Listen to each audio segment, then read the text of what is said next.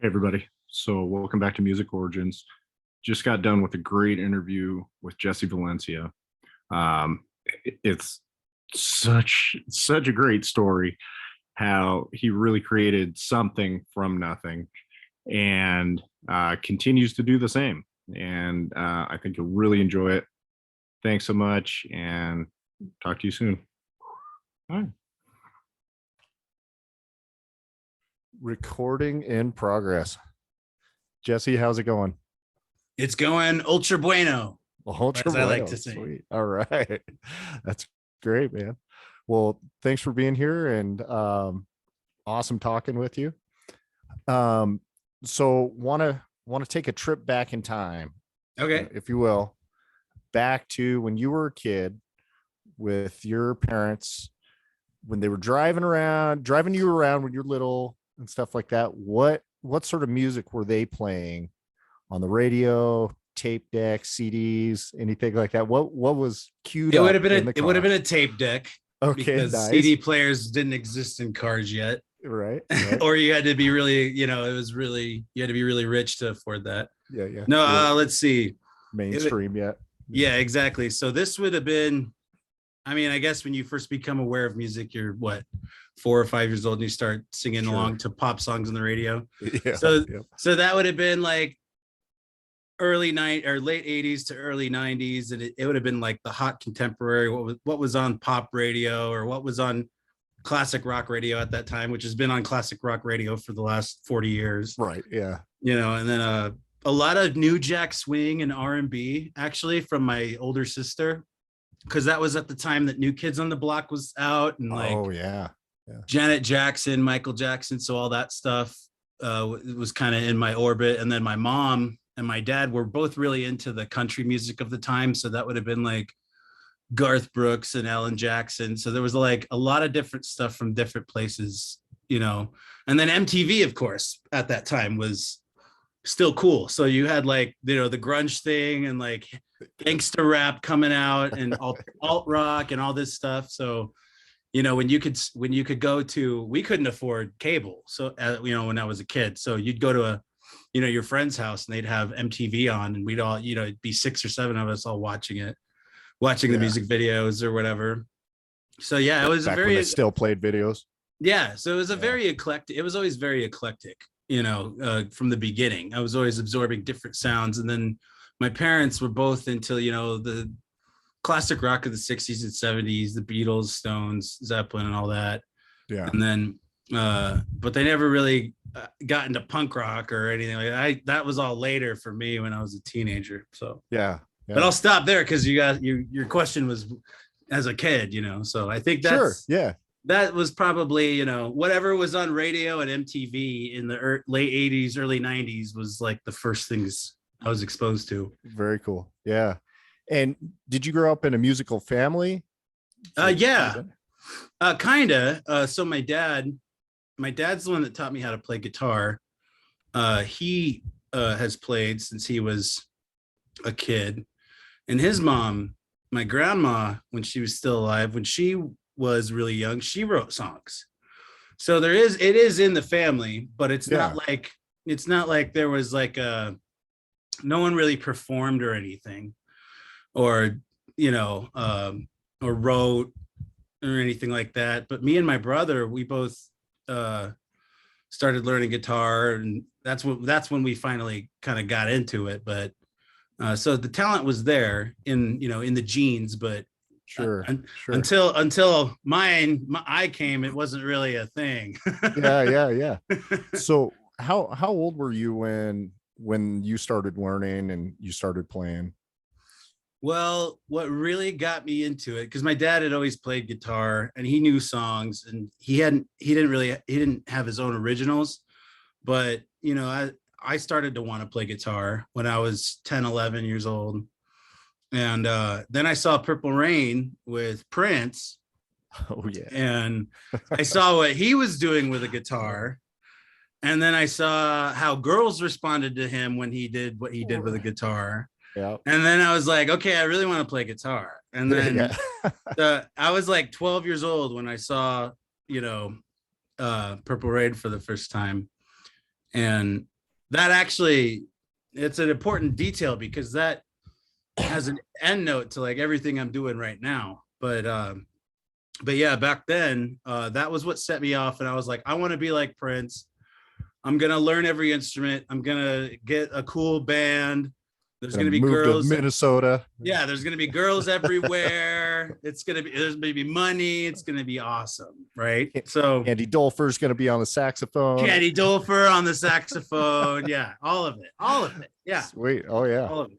So that's what started me off. And it was like guitar.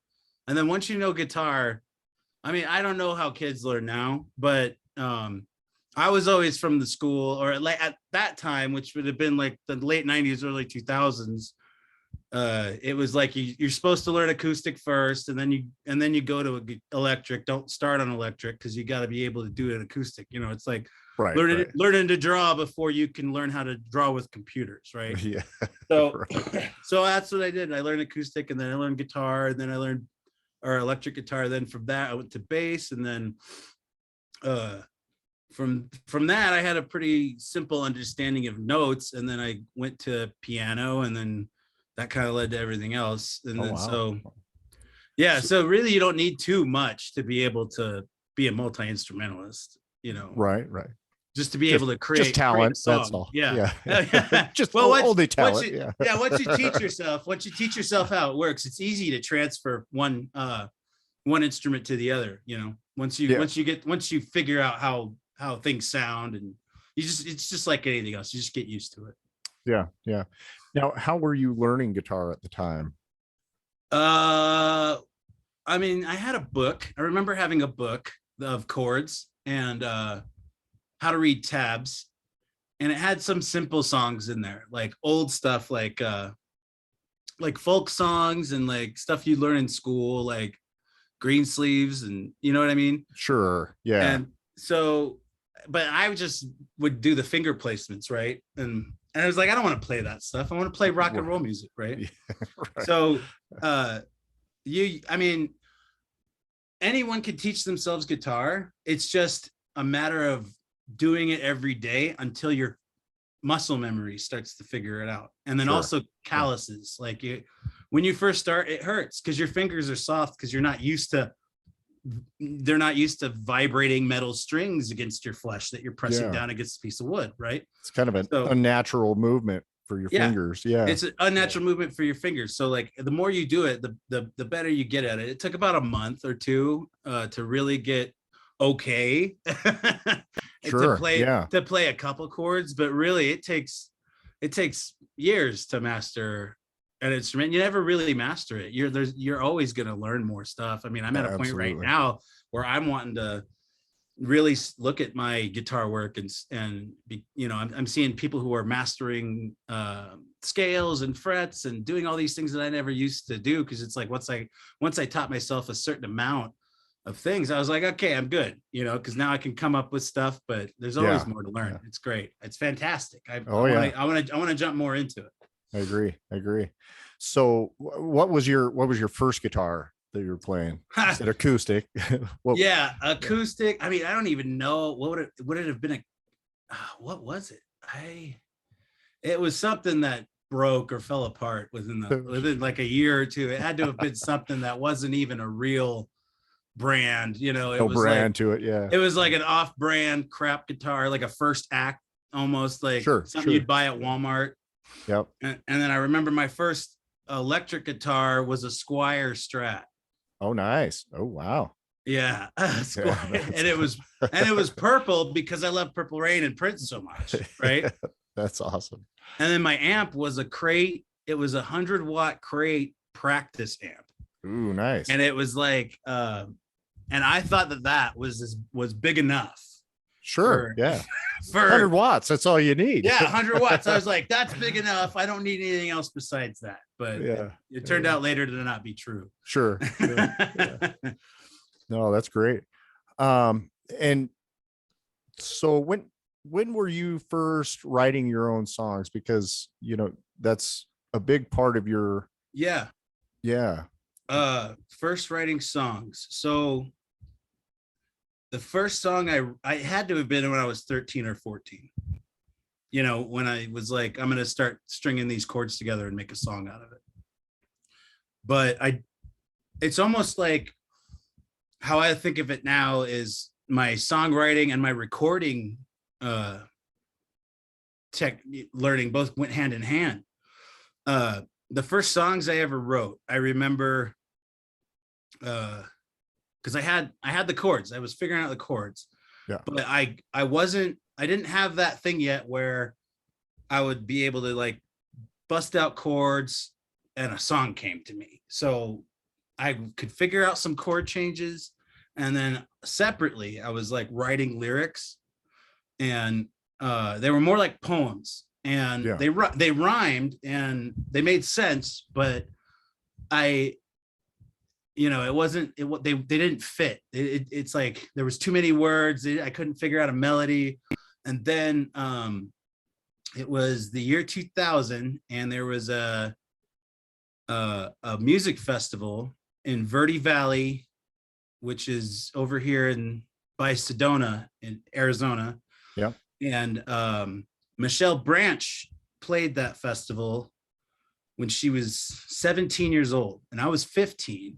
And I went there because my parents took me and my brother, and because my dad's a big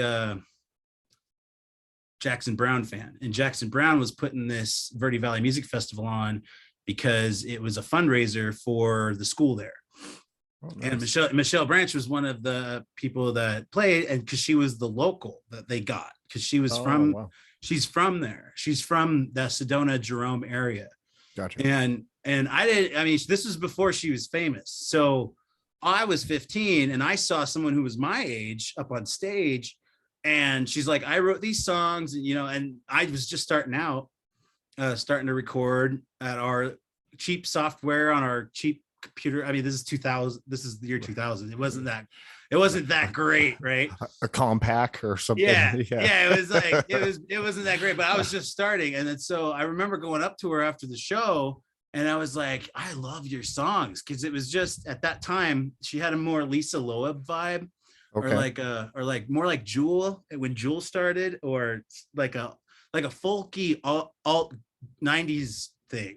Got it. That's where she started from, and it was really cool. And so I got her email, and I was like, I was wanting to do exactly what she was doing. Right. So I was like, hey, I'm trying to make these songs. I'm trying to write these songs. This is what I got. Like, these words aren't fitting. Can you take a look and like help me out? And she was so great. She was like, went through my lyrics and was like, okay, this is your problem.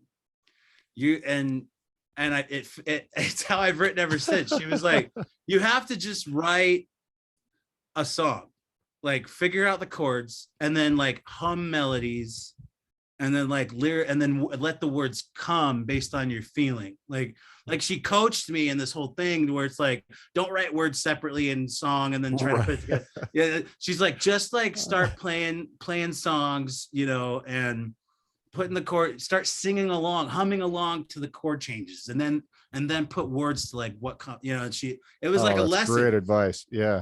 And so I was like, okay, because I didn't have anyone to look up to.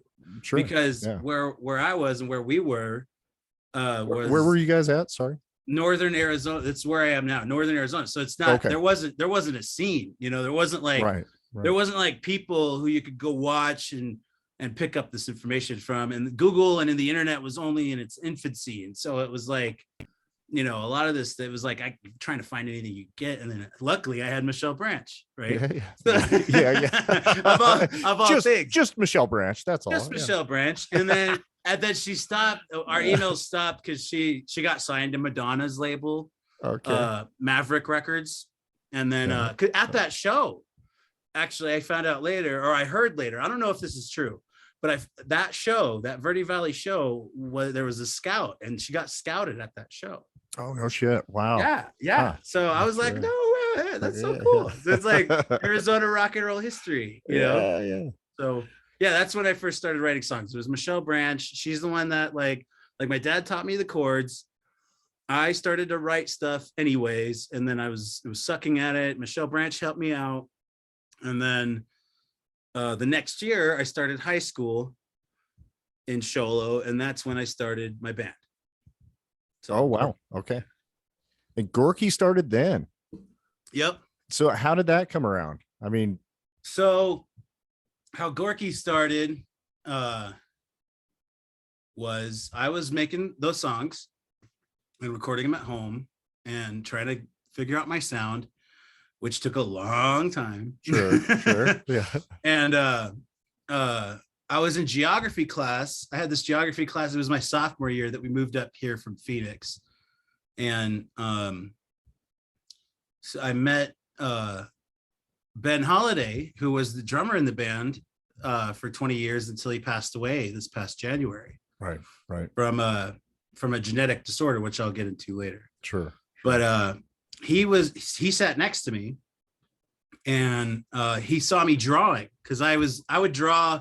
I love to draw, and I've always drawn like comic book stuff, and I can't remember what I was drawing. It was like Iron Man or Spider-Man or something. Sure. And he was a huge comic fan, and so he was like, "Man, that's awesome! Like I love comics too." And so we hit it off, and he got me to try out for the drama club, and at Sholo High School, and his tape of that I just put up on YouTube a little bit ago on my YouTube channel, because he taped us like our rehearsals and all this stuff when we were 16, 17 years old. Ben did, yeah. And I found that tape after he passed, and I got it. I had it digitized. I just got it back a couple weeks ago.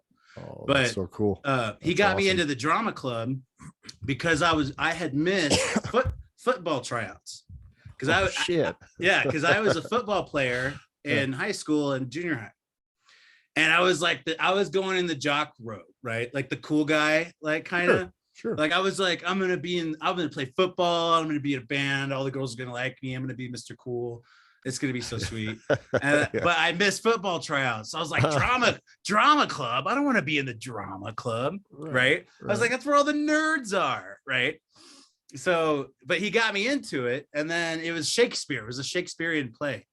And that's where we, like, from us acting together and doing Shakespeare and being creative together, that started our whole dynamic. And I just called it Gorky already, because there was no band, and I just called the project Gorky. And I was like, hey, I'm in the drama club. I was like, I started this band. Would anyone like to join Gorky, right? And Ben was like, I'm gonna be the drummer. And then we had another guy, Chris, who was an actor with us in the drama club, be the bass player. Oh, and so and then so had either of them played instruments before? Ben kind of did, and Chris kind of did, but it was a lot like we learned together. That's rad. We learned together. Really cool. Yeah. And you're talking about 16-year-olds going like me with my guitar, with the purple Squire guitar. Yeah. And Ben with a cheap drum set that was put together from, like, it was like the drum set that the high school band didn't want to use anymore. That was thrown together from different kits, and they bought a new kit. So they were like, you want this one? So we took that. And then Chris had something of a bass amp and a bass. And so we didn't have a PA. We just started playing around, and I'd have to sing over us so that they would hear the changes, because we didn't have a PA. And we didn't even know what a PA was. It was like, and we sucked for the first couple of years. Our first recording session was with a guy who was in the Hells Angels, and he looked like Vigo from Ghostbusters 2. And he brought his kids to the recording session. Yeah, this is on my YouTube like channel, balding kind of with the long hair. He had the long hair, and he had this giant fucking like Catholic crucifix cross that he wore around his neck, because he was super Catholic, and he talked about it. So, and we were like, okay, whatever, dude. Like, me and Ben were Mormon, when we were kids. So we were like, we don't know, dude. Yeah. And then so he brought his like little kids to the recording session, and they were distracting us, and like it was taking up all this time. And then he tried to charge us for the hour of time, the extra hour of time from like dealing with his kids and shit. And I was like, no, there's no way we're gonna pay this. And he's like, I'm Hell's Angel, I'm gonna come after you. And then my dad was a police officer our chief of police on the White Mountain Apache res at the time. Okay, got it. And he was like, he threatened this guy. He was like, if you come near my son and his friends again, you know, I'm gonna take you to jail. And it was like, so he backed off. We didn't have to pay anything. Oh, even better. Even better, right? Yeah. And then there, you know, there's 20 years of history after that. Wow. Which I'm gonna be trying to stuff into a documentary, taking a cue from our friends in Brian Jonestown Massacre. I'm digitizing all this footage so that, because I want people to know the story of who Ben was. Yeah. And what we did here, because like I've been telling you, that there was no scene here, and there's issues with that, because what we did here, like that was our humble beginnings. Yeah. Right? Yep. And then without a scene, without help, without booking agents, without any other bands helping us, not knowing anyone, there was our band and then a couple bands that we influenced and inspired to start bands. We all did our own thing here. And like one of the bands that's from here almost was like, they were on VH1. There was another one. This scene produced an artist that moved to LA eventually, and she's kind of gotten famous. Zella Day is her name. She's from here. And she hung out with us back in the day. And so there's a lot of gatekeeping, like in Phoenix, right? Like Phoenix considers itself the Arizona scene. So it will say Arizona musicians and only promote Phoenix musicians. And there's been times when we were at our hottest and like fieriest and like kicking the most ass, we would go down and play shows. We'd make these guys look bad and they wouldn't call us back. And then it would be like, hey, you know, we thought we were Arizona scene, and they'd be like, yeah, but you guys are like up there, and like, and this is really like the scene. Yeah. And I was like, really? So I was like, fuck all this, man. Yeah. Right. Anyway, sorry, I didn't go off on tangents. I'll do that. I'll rein you back in. Yeah, I'll go off on tangents. That's good. So when you guys were first promoting yourself, what kind of shows were you playing? Were you doing underground? Like, have you seen that documentary Meet Me in the Bathroom?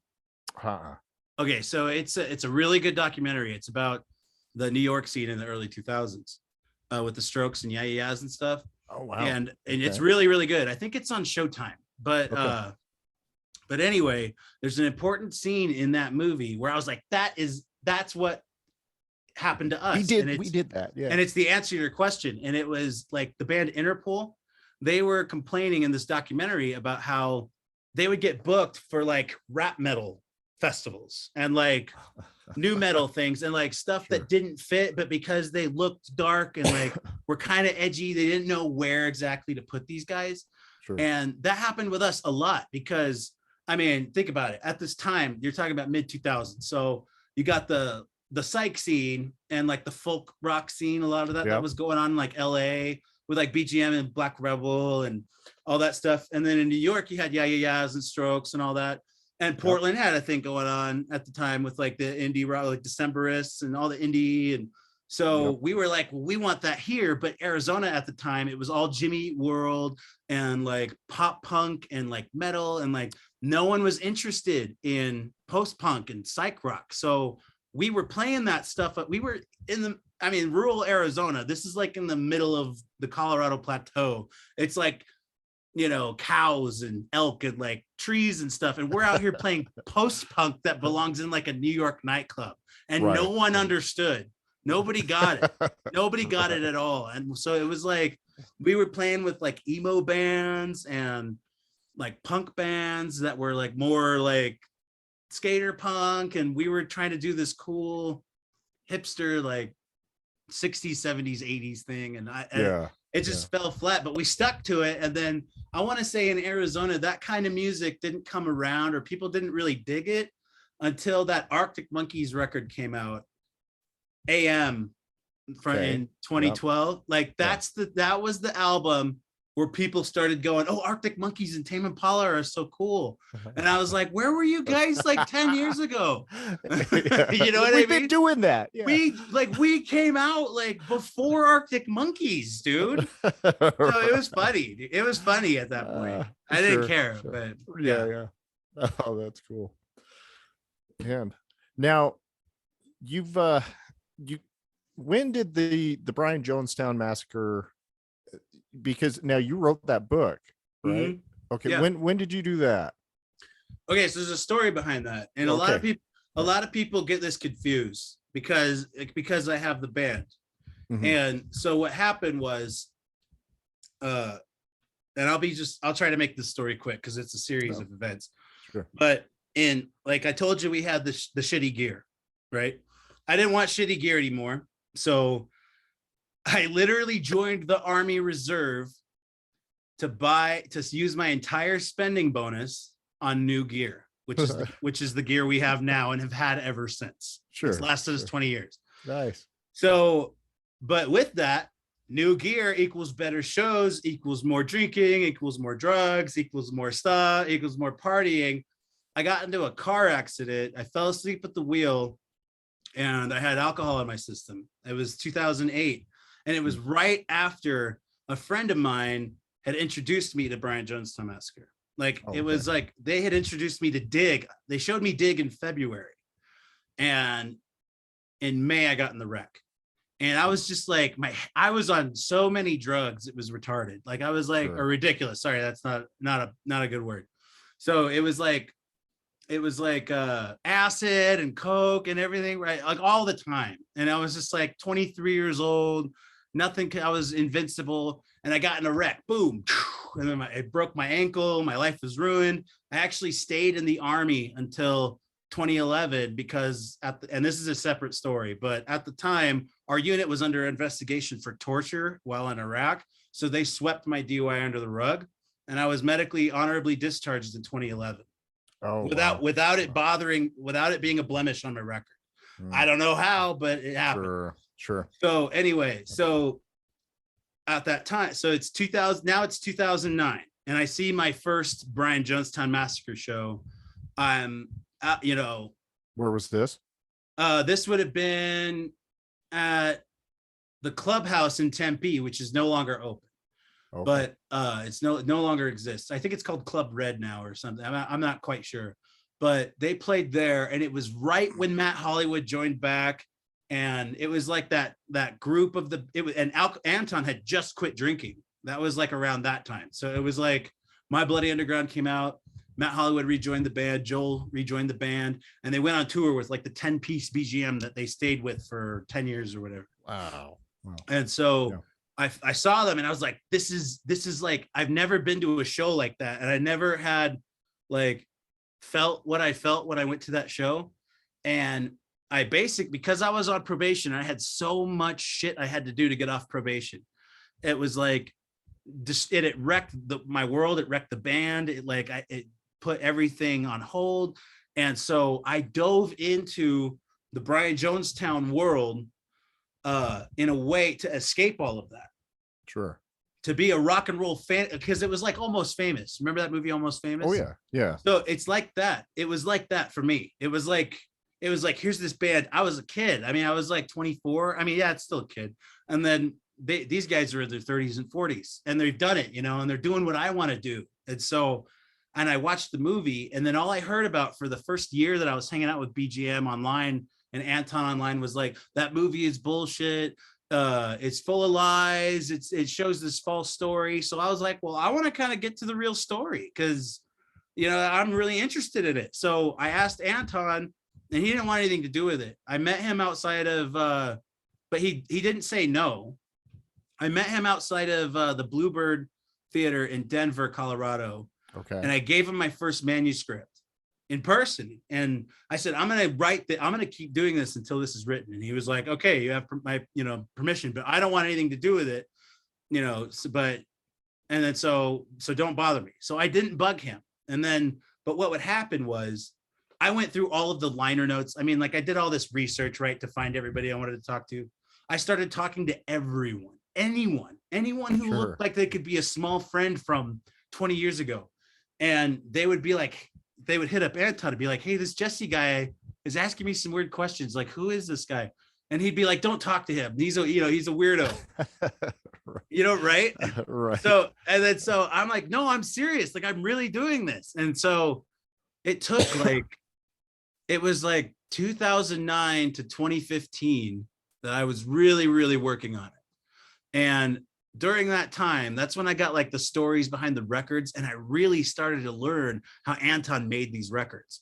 And I was like, this is amazing. And I started applying it to Gorky and just what I learned. And not the sound or anything, because Anton's his own sound and I wanted to make mine.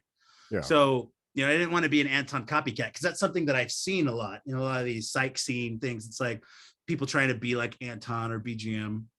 And it's funny because there's BGM fans who are like, who don't like me because my music doesn't sound like Anton's.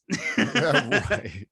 And I'm like, so what do you want me to do? Be an Anton clone? But anyway, so I'm in 2015 and I hooked up with my first publisher, and that was University of Hell Press out of Portland. And but they didn't have the ability to publish it.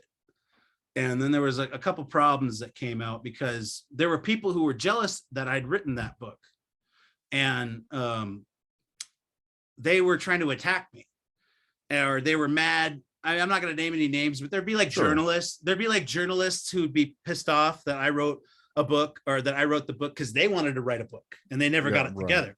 So they would say to me, you cannot use my articles, and like I'm making my own book. So I was like, I don't need your article. Watch this. And then I'd go interview like 20 more people about that one. Everybody but who they interviewed about that one question, so that I didn't even need it. Right. And it became this petty thing. And like towards the end, there was fights between like me and Rob Campanella, and then Anton got sued by Matt Hollywood and all these guys, because they wanted like songwriting credit, right? And so there was all, and I was on Anton's side, and I had all this info, right, because of the book. So there's all this infighting and all these things going on, and it became like a mess. It was like a mess, and I was like, this is exactly what happened to Andi when she made Dig, right? So I was like, I have to get out. I can't do it anymore. And then I almost quit. Like I almost quit the book. And then it was a fan, Colden Martin, I think is his name, who convinced me. He was like, dude, just like weather through it. And he talked me down from like quitting the book, because it was finished. But I was like, I don't want to try to get this done anymore, because I just keep getting attacked. Right. And so Jawbone, I linked up with Jawbone Press in 2018.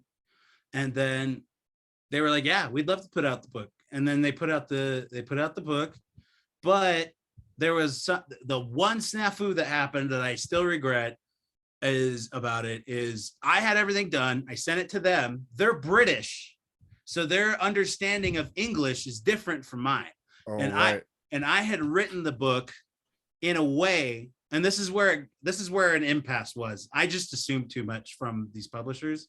They're like, we need an Oxford comma here. Yeah. So they were like looking at it like I was going to publish like this clinical, and a lot of people expected this, and a lot of people were mad at it. They wanted it like to be a clinical, like regular, like by the dots, band bio, right? Like band biography.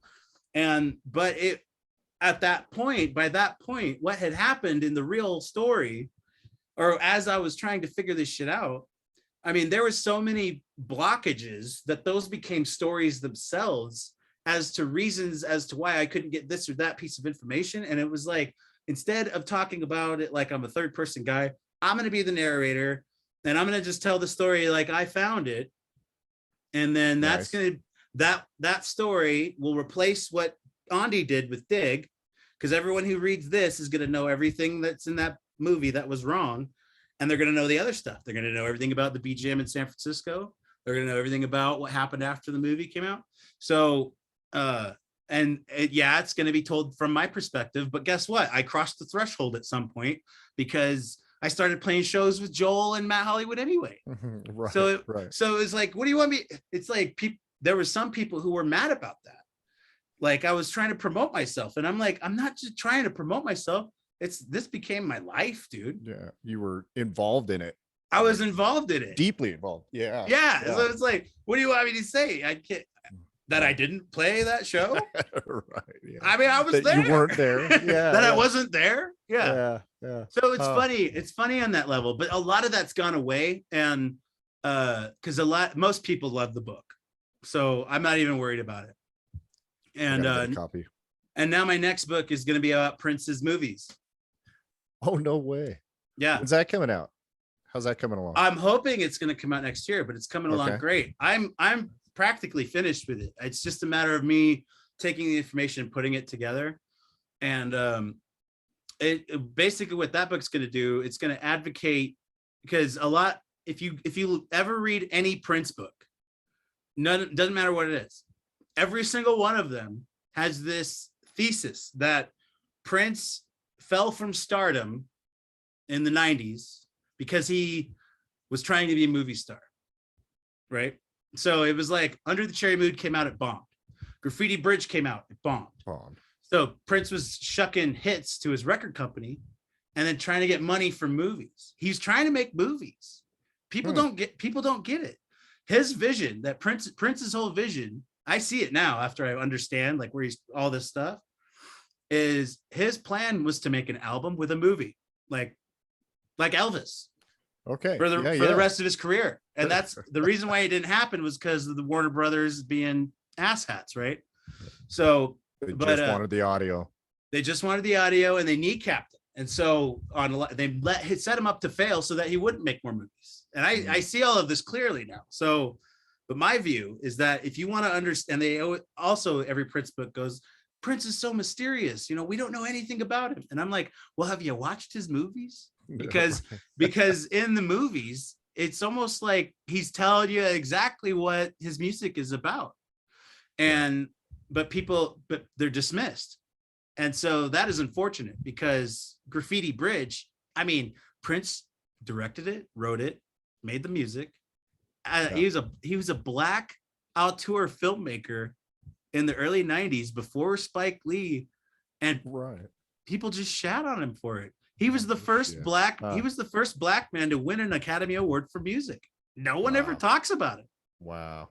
Yeah. No one talks about it. No one talks about Prince as a filmmaker. And like, actually, and there's another thing that's going to be in the book, his something about the way that he edited music for Under the Cherry Moon changed the way that the rules are. It rewrote the rule book on how people got paid for their music being in movies, because before him, he took one piece of music and went, well, I want this half of this music to be here, and I want this half to be there. And that had never been done before. And people went, well, how much do we pay based on, and so they had to rewrite the rules based on what he did. Okay. And there's a lot of things like that. Yeah. So I'm excited about this. That makes sense. Yeah, because like Batman soundtrack, like that was one for my childhood, was great soundtrack. God, the best. And in the movie, it's just all those little snippets. Yeah. Yeah. Well, and that's another thing. If you remember the Batman album, when you open up the booklet, Prince wrote his own characters into the lyrics. I forgot about that. Yeah. So there's Batman singing to the Joker and Vicky Vale, Kim Basinger, right? Yep. So, and he did his own character of Gemini with the half Joker, half Batman. Okay. Yeah. And that had a big influence on Graffiti Bridge and on him, because it was his own way of, like, you could see he wanted to be involved. He wanted to be a storyteller. Yeah. Man, I love this, because, you know, he was such a visionary, but I want to get back to you. I want to get back to Gorky. No. I love that's it. That's what's coming up. That's the next thing. Oh, that's so cool. That's the next thing. That's great. What are the next things? This whole time, you, Ben, and Chris, you were doing Gorky at the same time. Yeah. And what was the music evolving, changing? Yeah. Once you guys had the new gear, did that open up a new level for? Yeah. So when I went to basic training, I want to say when I was 21 years old is when I started to write good songs. And and I only say that because it was the only time that I could write songs that other people remembered and liked. Sure. So I remember going to basic training and bringing with me an Oasis album and a Beatles album and an Arctic Monkeys album. The first one, Whatever People Say I Am. And I listened to those three. And then when I got home, I was like, I have new songs, guys. Guess what? And we started making the first album pretty much right when I got back from basic. And then it was very much, they called it, or the engineers called it a punk Beatles, which is, I guess, what I was going for. Because I think, I mean, being in Gorky was a lot like being in the Beatles, you know? Sure. Because it was like four guys, and we kind of created our own world, and it was like there was novelty songs, and there was like this youth energy, and I mean, I guess all a lot that of history together. You knew each other from the time you were kids. Yeah, exactly. And so I was like, you know, let's push this. Let's go with this Beatle-y thing, this Brit rock thing. And so there was a lot of Brit pop that like really influenced that, because we were so uninterested in American rock radio.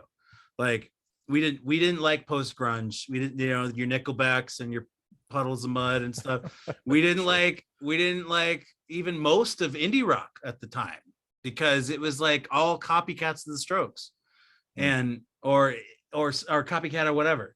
Of the White Stripes, you know, and then we didn't know about the psych rock thing yet. That came later. That came in like the early 2010s, I guess. Okay.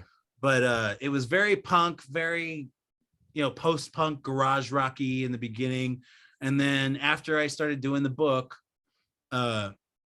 learning more techniques, I started to experiment more with different sounds.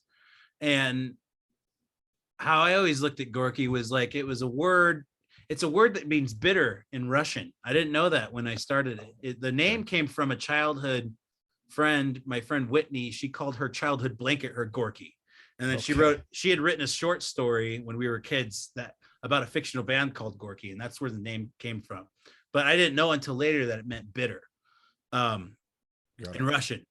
But I always wanted Gorky to mean whatever was at the time. So it could be hip hop, it could be jazz, it could be funk, it could be a mixture of everything. It doesn't have to be a certain thing.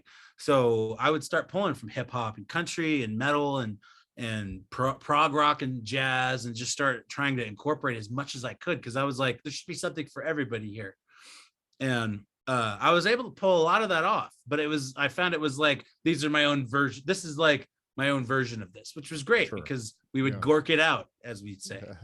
And then it really solidified, like the sound really solidified when in 2013, I finally got to see Prince live. And it was the only time I saw him, and I paid $230 for a ticket, and it was at a small venue. That's why it was so expensive. Yeah. And I could see him from like it was like 15 feet from me to him, and it was like a small venue. And he had an all-girl band, Third Eye Girl, and they were badass, right? And so the moment that things changed, like it's like I saw this Prince show, I've been researching Brian Jonestown, Anton's recording techniques, and then it was like I got off probation finally, and I finished probation. I got all of my rights restored, including my gun rights. I got flying colors with probation, and all my money was now mine. And so I spent it on the band, and I rented Robin Wilson of Gin Blossoms had a recording studio in Tempe. Gin Blossoms, they did Everywhere You Go, I'll follow you down. So he had a studio there, and I rented it, and me and Ben went and made Dad Ass, our song Dad Ass, in like 6 hours. It took that long because I hadn't been in a studio before. Everything was at home studios. And John Weil is the engineer, and he masters everything that we do. And he's fantastic. Fuzzy Wall's mastering. I highly recommend him for anyone. But we went in there, and I had this Dad Ass song, which was inspired by seeing Prince. And I was like, I'm going to finally make my Prince song. And I came up with the bass line, and I came up with the song, and it was awesome. And then I was like, it's all I spoke about for like 8 months, and it got us like our first press, the song. We had a music video that was directed by this guy, Travis Mills, who put me in my first movie ever when I was my first screen acting was opposite Tom Sizemore, and he put me in that movie because we linked up with him to make this music video, and he remembered me. And the music video got like 40,000 views. And it was like suddenly after working for so long, it was like, boom, here's Gorky, right? Yeah, yeah. And so that was concurrent with me working on the book, the acting and the book, your acting career too. Yeah, acting and the music. Like the book hadn't even come out yet. And so, and then so like 2014, 2015, we were making music videos and singles and like really dominating the scene in Arizona. And then in 2018, I got accepted into the David Lynch Film School because I was going to write the Gorky movie. And then I got, actually the same day that I got the acceptance letter to David Lynch, I got an offer from Jawbone to publish the Brian Jonestown book. Oh, wow. And I was like, I have to do both.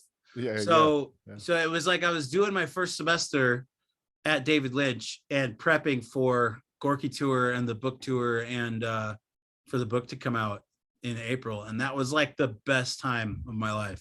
I'm so happy it happened because it was a small tour. It was just Arizona and California, but we'd never toured in all the 20 years. We never had the money to be able to do that. And so we finally got to go out and play to these fans, and all these people came out for the book, and it was fantastic. Well, it was awesome. Cool. Yeah. How was the David Lynch school? The David Lynch school was amazing. I mean, they taught me transcendental meditation, which is amazing. And I recommend TM to anybody who could get their hands on it. It's relatively cheap for lessons. Definite de-stressor in the body. And I mean, when you're stressed out, you can't think of stuff. I mean, you know how it is when you get super stressed and you have those jams and you can't think and your brain just like stops. Yep. So TM, I mean, there's a lot of like Hindu stuff involved in it, and like Eastern, some people say culty things, right? But actually, as a physiological practice, it reduces stress in the body, and that's been proven. And so that like changed my life, changed my world. And I met a couple really cool people in David Lynch school, and David himself helped me out with advice on my movie, on the movie I was working on, and then which is no longer happening, but sure, he was giving me advice on it. So that was cool. Just as weird in person, or? Oh, I love David. I love David. Yeah, he's weird, but if you understand his weird and why he's weird, because I mean, I dove into the David world kind of the same way I dove into the BGM world, and that was like I was done with the BGM world, and it was like, well, what am I going to do now? And it was like, oh, well, here's David Lynch. I'll just do that. and that's what it was like. It was like being in Twin Peaks for 3 years is what it was. It was like literally being in Twin Peaks. Yeah. Oh man. He's amazing. And screenwriting. I got an MFA in screenwriting. I had an MFA in creative writing while I was working on the Brian Jonestown book. That's what I went to for school, because while I was in probation, I was giving my student loans to probation to pay for probation because I couldn't afford it on my minimum wage job. Yeah. And so I was taking student loans, paying it to probation. And then after doing that for a while, I was like, you know what? Yeah, not going to do this anymore. Yeah. Put it towards something good. Yeah, put it towards something good. Oh, that's great. Now, how many albums has Gorky put out? So Gorky put out 8 records, but none of them, only a few were physical, and most of them were digital. There was High and the Low, and then there was The Deuces, and then there was More Electric Music, and then there was the one where Dad Ass came out and Super Drunk and all that. And then after that, it was like Live at Phoenix Comic-Con, because we did a live album at Comic-Con one year. That was awesome. Yeah. And then we did Math Magician, which was the album that came out when the Brian Jonestown book came out. And then in 2021, Sitgreaves County came out, and that's kind of the country folk psychedelic record. And that was de facto the last Gorky record, because then Ben got sick, And then I played everything on the Sitgreaves County album, but I put it out as a Gorky thing because it was connected to the movie we were making, and I had pulled off this publicity stunt with Arizona that was actually crazy, where I had to, and this was all for the David Lynch, the movie that I was working on at David Lynch School, and Sitgreaves County was going to be the soundtrack to it. And so I had created this fake county that was going to be Arizona's new county, right, out of the southern halves of Navajo County and Apache County, Arizona. And it was called Sitgreaves County. And I had researched the laws behind county creation in Arizona to figure out how this was going to be. And I had done an entire PowerPoint on what the benefits were going to be. And I lobbied for this. And I had written the legislation for it. And I convinced the Republicans in Arizona to pass this. All right. Yeah. And I had gone in there and I said, I represent thousands of citizens and we all want this to happen. And they went, this is amazing. This is what we're going to do this. And then it went way too far. Oh no. And I didn't, and it went so far that I ended up lobbying for other things as a like lobbyist. Like the helium industry. So check this out. So there was a fear because the Navajo res is on the northern halves of these counties. Yes. There was a fear that by dividing the counties up, that there wouldn't be enough property tax in the northern halves of the counties to supplement the needs of the citizens up there. Sure. So I came up with this genius plan, and this is all for Gorky. Keep in mind, this is why everyone was so mad about it. I came up with this genius plan because I was like, well, there's got to be something, right? So I was researching and I found that there was a fledgling helium exploration operation going on up there, because as it turns out, this part of the Colorado Plateau is the richest, like Saudi Arabia of helium in the United States, right? Wow. And wow. no one knew it. And I found the company. I found this rinky-dink Canadian company that was like starting to drill.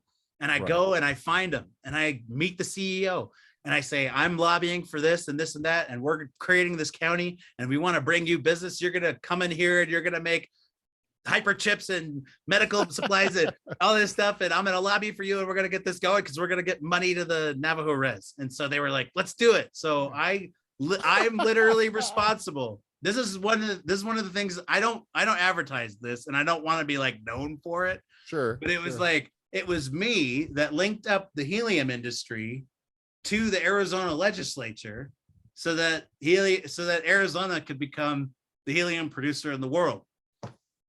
Right. Jesse, I've read articles about that industry. And I did it for free. I did it for free because I was trying to promote Gorky.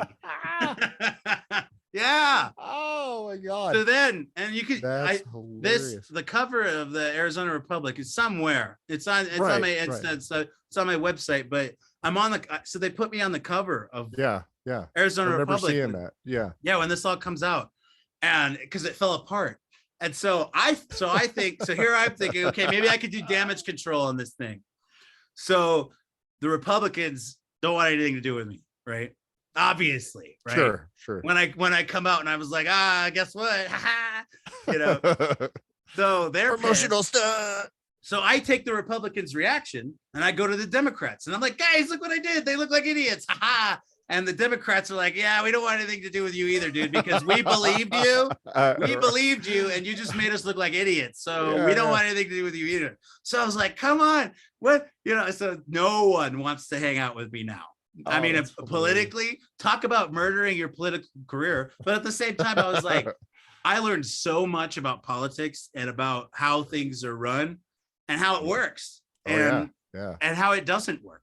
Right. Yeah. And so I do want to be involved politically in the future, but not as a lobbyist and not doing publicity stunts. I'm going to stay in my firm corner, you know, doing my thing. So, yeah. Wow. Oh, that's great.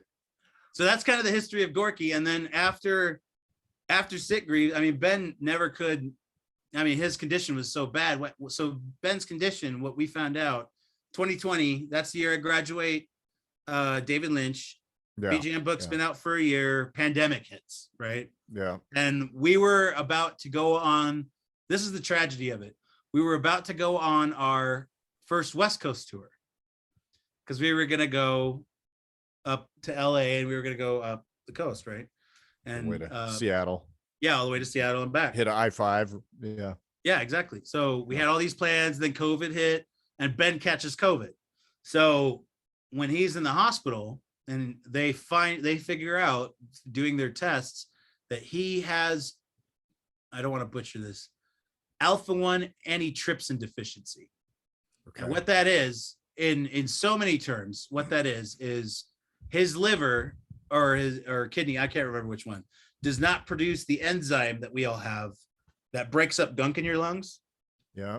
Yep. So everything he'd ever breathed in from when he was a kid stayed oxidized and stayed in his lungs. Oh, wow. And he had no idea. Sure, and no one had any idea because he didn't regularly go to the doctor. He never, I mean, we're in rural Arizona, and Arizona's healthcare is like crap anyway, right? Sure, so it's like, so he had almost like a silicosis, but yeah, not necessarily silica based, just his immune system's ability to get that out of his lungs. Yeah, okay. Exactly. And then we found out that basically, I mean, we're in Sholo, it's like 7,000 elevation, and he never should have lived here.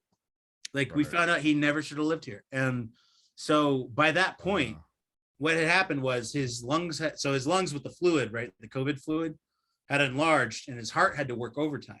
And so he had heart failure because of it. He had to put a stent in. And that was basically how he was until he died. Yeah. Unfortunately. But he didn't really know the depths of like what his condition was. And we didn't either. And it's such a rare genetic disorder. There's only one doctor pretty much like per state that is a specialist in it. Yeah. So, I mean, between everything, it was just time had run out. And so, but his death was peaceful and, it was good. And he was surrounded by friends and family. But with that, it was like, it came time to go, okay, well, what am I going to do now? Because I mean, there's this deep grief, but then also there's the fact that I've been doing this for 20 years and now it's just gone because everybody that played in Gorky left when the pandemic hit too, besides Ben. So it was just me and him anyway. Yeah. So it was like, well, what am I going to do now? I don't want to be in a Gorky cover band because with like I said, when we learned together, it was like, that was the sound, that was what we'd created was that sound. So that's not going to be heard anymore. So instead of trying to replicate it or trying to do something with this, it was like, you know what, I'm just going to fold it back into me because it's not like I'm selling out huge venues or what, or whatever. I'll just call it me, Jesse Valencia. I'll keep Gorky as the record label, as the brand, even as the band. Yeah. It'll be Jesse V and the Gork. Got it. Yeah. So, but I didn't want to. I was like, I got to put a bookend on this because I want people to know who he was, and I want people to know what we did. And the documentary was one of the, or this documentary we're working on is one of the things that we were working on when he passed. So I'm going to finish it, and it's going to be about all of us bands here, and it's going to be within the context of his story and who he was and what we did. And I'm excited to tell that story. Yeah, I think it's super important. I mean, you have stuff like like Dig, or like the one I mentioned to you, Meet Me in the Bathroom, about bands that people know, but no one ever talks about the bands you never hear about that still make an impact on people's lives. And I didn't think about that. I didn't think that about us until people made it known to me. And what they were like, man, your song, if you hadn't written that song, I would have been who knows if I would still be alive. Oh, wow. And when you hear that from someone, it's like it changes what you do. Yeah. Because you go, wow, okay, so there's one element to this, which is I love playing rock and roll and I love being with my friends and having fun and blah, blah, blah. There's another element where it's like what you're doing is important to someone else enough to where if you can make their day a little easier, a little brighter, or give them a thought they didn't have before, think about something that they, or feel something they didn't feel before, and they are grateful to you for it, that makes what you do so much more important. Yeah. And so that's a reason to keep going. Yeah. Absolutely. Yeah. And I think we're pretty close in age in that, that we were growing up in that era, and, that was common. I mean, you guys created your own scene and you created something, and, it's kind of unfortunate because it doesn't seem like that happens much anymore. It doesn't. It's sad. Yeah. Like, it's just the age that we're at, and hopefully we can see a resurgence of it again at some point, and, a new 1994 or something like that, that'd be great. Yeah. There's an article I read recently that speaks to that point. And it was that, so when we were kids, it was, at home, it's lame. Right. It's your parents and the news and shit, right? The rules. So you didn't have a cell phone. Right. You had to go out and you had to go find your friends, and then they shared with you things that were cool, and then you mimicked it, and then you all kind of were cool together, right? Right. Yeah. But and I was thinking about this because when we were playing, that's what people would do. They'd all come and they'd hang out, and that's what the space is provided with bands. That's what bands provided. Yeah. But now, and it's not just an old guy going these crazy phones, but with a cell phone, with the ability to connect to everyone, you can create your identity and feel cool without ever stepping foot into an environment like that, right? Yeah. Yep. And so what's the need for rock and roll if all the danger is right here? Yeah. So that's what culturally we have to do. We have to show that it's kind of like a FOMO thing, like it's a fear of missing out thing. Like there's you could be dialed into your phone, but if you want the real cool thing, you got to come out. Right. Yeah. Yep. And so it's like, I think that's the shift that'll have to happen. People will have to see that, you could do that, but it's cooler to do this. Yeah, for sure. And I've experienced that myself where, it's like, okay, I can record myself playing guitar or something like that, but it doesn't have the same feel as a full entire band of working with, and it's hard. I'm sure you guys, you went through the trials and tribulations of being in a band, and, personality differences and which direction to go and things like that. And that's hard, but that's also what makes it so good. Yes. And personality clashes happen all the time. I mean, with a band, it's teamwork, right? It's just like anything else. So as long as they're working as a team and everyone's working towards the same goal, then it works out. We had a guitarist who had joined the band just so he could prey on girls and promote his side band. We ended up firing him. Right.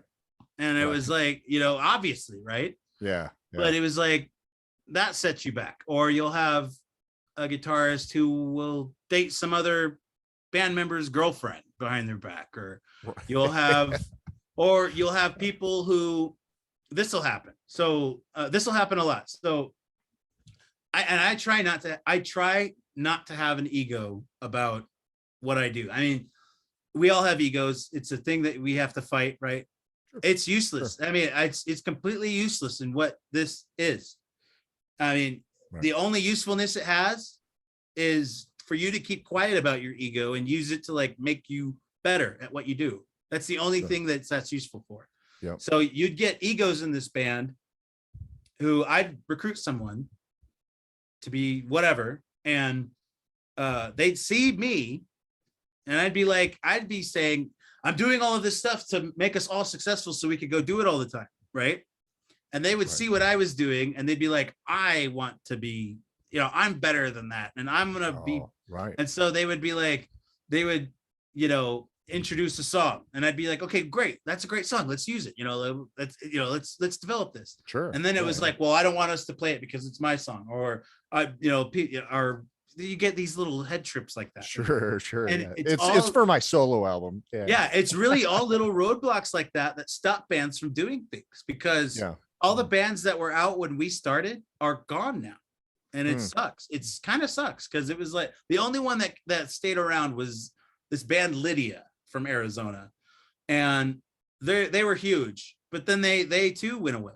And it's like, and it's all because of little stuff like that. But it's like, man, if you let little stuff like that get to you, right, you're never gonna get out of the garage, man. Sure. Yeah. Yeah. Well, and you won't have fun with it either. Yeah, you got to have fun. You have to have fun. It has to be fun. If it's not fun, it's just work, and you don't, then why? yeah, exactly. Yeah. So what's next for Jesse Valencia? Next for Jesse Valencia, well, there's some things I can't announce quite yet. Okay. But there's gonna be some changes in the next couple months. I am gonna be getting together a new lineup of the band. It'll be Jesse V and the Gork, and I'll be streamlining everything into Jesse Valencia now. And like I said, keeping Gorky as my label and merch label. I have a new venture, gorkstore.com, because I'm taking all the old Gorky t-shirt designs that we never got to do, and I'm making Gorky t-shirts and Gorky clothes and yoga pants and all kinds of stuff. So I'm turning it into a label, awesome. A fashion label, as well as the music. And I'm having like designs based on Gorky songs and stuff based on Jesse Valencia stuff. There's Keep Music Evil official merch. So there's like t-shirt with Anton on it, and different Keep Music Evil stuff.